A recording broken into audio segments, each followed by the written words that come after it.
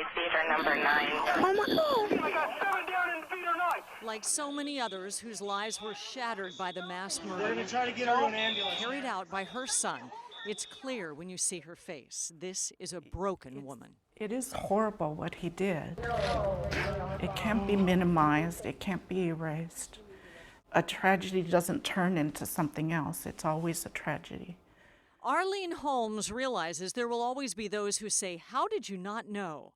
A question that's consumed her and given rise to the only shred of hope that she can now pass on. I failed to be educated, and I want to offer up that failure as advice to other people. Arlene's message is one she's tragically positioned to tell: the importance of recognizing the early signs and symptoms of mental illness. I can't erase the day, but I wish I could.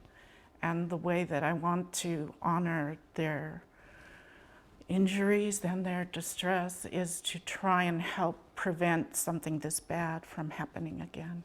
So she chose May, Mental Health Awareness Month, to share her story. If I don't deliver this message, I do dishonor the victims because I've been given this opportunity to speak to you, and I need to be brave and take the risk of criticism and go ahead and tell people this is what he was like, this is what I can see in retrospect. I asked Arlene if we could look through this photo album, a family on vacation, the fair, the zoo. Going through their stocking. But she's concerned we not show too many. Her message is not about the little boy in these pictures. Through elementary school, he was a happy kid, friendly, had lots of kids over to the house. Things changed when James was 12 or 13. I noticed that he was sadder than a child should be. They saw a family therapist for about a year, worked on things, but James continued to get quieter, more irritable. He was having trouble being around people. More isolated. So these are the things that people need to really hone in on, and don't try and do like he did and I did, which is try and just keep going or solve everything yourself. You need the help of a professional.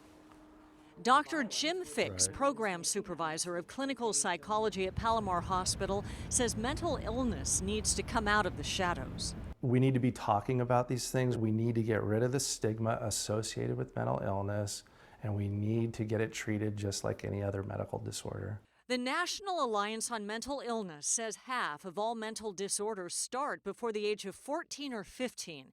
And by his early 20s, James was becoming psychotic. He's having trouble thinking, which he didn't have before. His cognition was declining.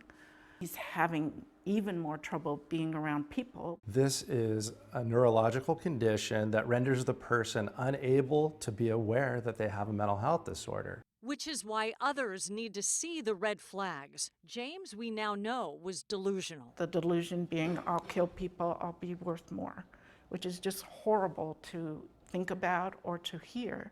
The thoughts of a madman armed and hell-bent on slaughter.